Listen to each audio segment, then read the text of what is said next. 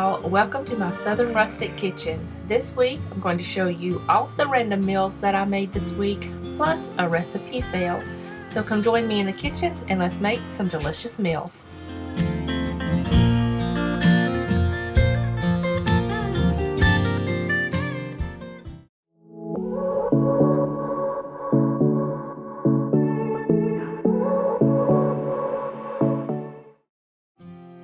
Alright you guys, so we are starting this week off on a Sunday. It's about 7 a.m. in the morning and I'm going to be making some sourdough for this week. I usually do this on Sunday so that way I can have it for the week. But before I make the sourdough bread, I'm going to go ahead and feed my sourdough starter. So here I've just got my sourdough starter. I've discarded some. I've used it already. Now I'm just going to replenish what I've used. I used about a cup, so I'm going to add a cup of flour and a cup of water. Give or take a little bit of water. You want it like a thick pancake batter. Just mix it up, cover it with a cloth, and let it sit for about 6 hours, and you should be good to go.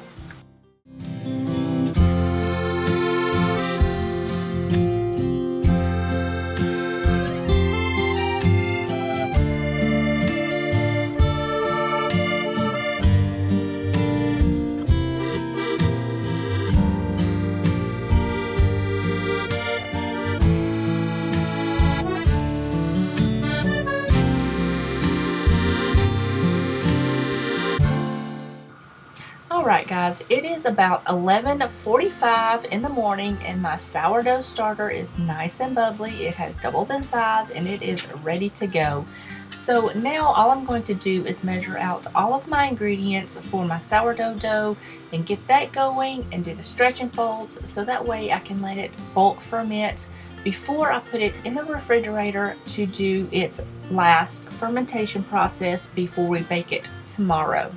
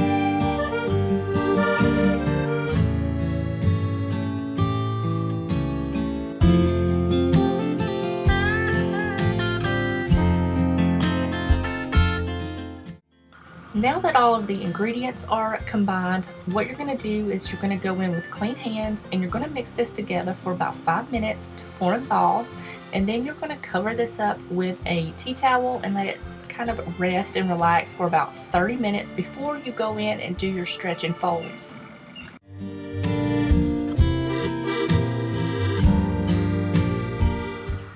For your first set of stretch and folds, you're going to go in with wet hands just to keep the dough from sticking to your hands. And you're going to pull the dough up very gently and kind of fold it over on itself. And you're going to do that about 4 to 5 times. And then you're just going to cover that up with a tea towel, let it rest for 15 minutes. And you're going to do this 2 more times. For the last set of stretch and folds, you're going to do the same thing. You're going to wet your hands, you're going to do the stretch and folds about 4 to 5 times, and then you're going to cover this back up and let it rest for 30 minutes this time, and you're going to do that for 3 sets in total. Now that the stretch and folds are done, what you're going to do is you're going to cover this with some plastic wrap. I put a tea towel on top and then I just put it in the oven with the oven off, the oven light on, and then I just let it bulk rise for the rest of the day. So now it is about 10 o'clock at night, and I'm going to go ahead and get my dough ready for baking tomorrow. I'm going to go ahead and turn out the dough onto a countertop or a dough board and just shape that into a dough ball and put a little tension on that so it's nice and smooth. And then I'm going to go ahead and flour my banneton basket. You can use a regular basket with a tea towel lining that I do. This is the way I do it, but you can buy a banneton basket if you prefer. So just make sure that it's really well floured because you don't want your dough to stick to the towel that you are using. After you get the dough ball into the banneton basket, you're going to flour the top of that dough ball very, very well. You're going to cover that up, place that in a plastic bag, and put that in the refrigerator overnight to do its fermentation process. It is the next day and I am ready to bake the sourdough bread. So what I'm going to do is I'm going to remove it from the banneton basket and I'm going to flip it out onto some parchment paper so that way the bottom side is now the top. You're going to flour that really well so that way it gets a nice crust and you can do a design in the top. So I'm going to use a razor blade to do that. I'm just going to cut one side at a 45-degree angle so it gets a slight ear on it, and then you can just design it however you want. Still I try. Oh, sweet memories of a town I love, but oh, changed when you left. I keep on asking myself in my mind, were you the one that got away? Now an hour before I started, I preheated my oven to 500 degrees and I put my Dutch oven in the oven so it gets nice and hot. After you get that nice and hot and you've designed your bread, you can remove that from the oven, take the lid off, put your bread with the parchment paper inside the Dutch oven, cover that up, bake it at 500 degrees for 20 minutes. You're going to cut the heat down to 450 degrees and you're going to bake it for another 15 to 20 minutes or until it's nice and golden brown. Now that the bread is baking in the oven, I'm going to go ahead and make some vegetable soup to go with it. I absolutely love vegetable soup and I've made it the exact same way for many, many years and it's absolutely delicious. So I'm going to go ahead and make that. The town I love, but oh, changed when you left. I keep on asking myself in my mind, were you the one that got away? Sweet memories of the town I love, but oh, changed when you left. I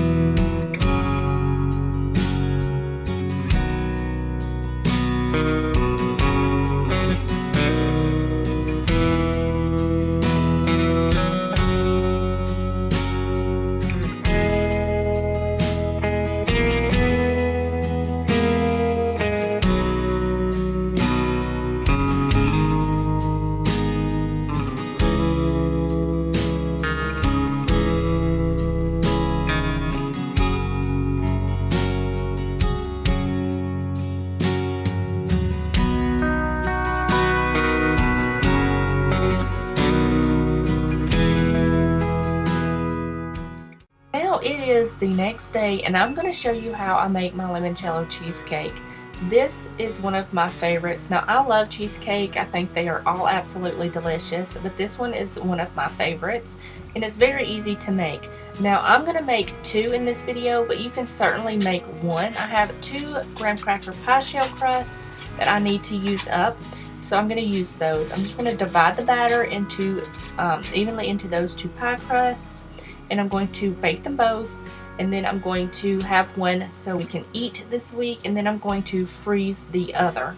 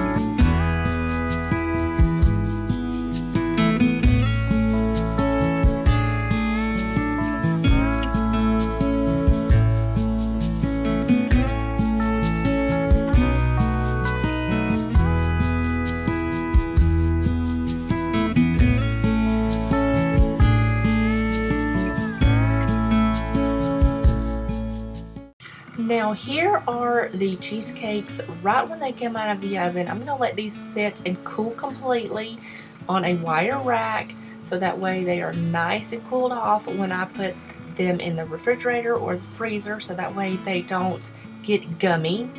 But yeah, you can dress these up however you want. You can make some cream, you can do some fresh fruit, powdered sugar. However you serve these up, these are absolutely delicious, and they freeze well, so these will last about 3 months in the freezer. The limoncello cheesecakes have cooled down, and I've put them in the refrigerator to chill up. Like I said, I'm going to put one in the freezer, and then we're going to have one to eat this week. But in the meantime, I'm going to go ahead and make some dinner. I am making a super easy and delicious creamy pasta with grilled chicken and asparagus. It is so good and it's very filling. So let me show you how I make this pasta.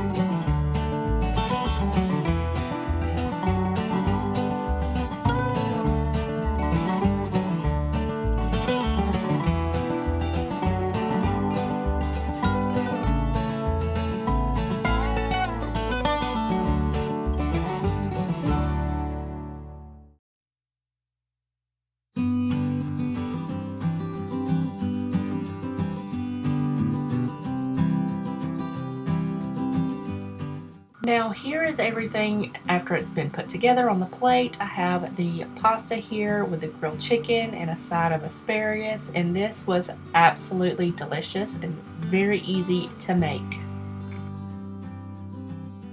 Alright, this was my fail this week. I was trying to make sourdough Dutch baby pancakes, and one of two things went wrong. Either the pan was not hot enough, or I should not have halved the recipe. But it was just me, and I didn't want to make the whole entire recipe, so I halved it. So I don't know what was wrong. I think that the pan was not hot enough, but it still turned out absolutely delicious, just not the way a Dutch baby pancake should have been. But I'm going to show you the process anyway.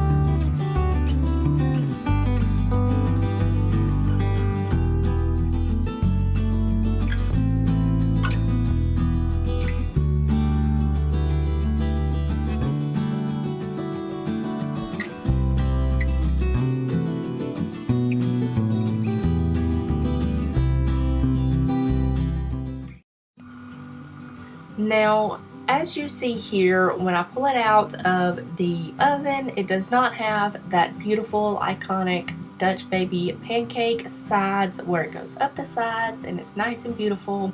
This was more like a baked pancake. However, this was still absolutely delicious. I served it up with some sausage and some maple syrup. It was so good, but I've made it my life's mission now to conquer the Dutch baby pancakes. And that is it for this video. I hope you guys enjoyed this video. I loved sharing my whole week with you guys, even the fails, but they still turned out absolutely delicious. So yeah, I hope you guys enjoyed this video. If you did, give it a thumbs up, leave me a comment in the comment section down below, and I will see you guys in the next one. Bye guys.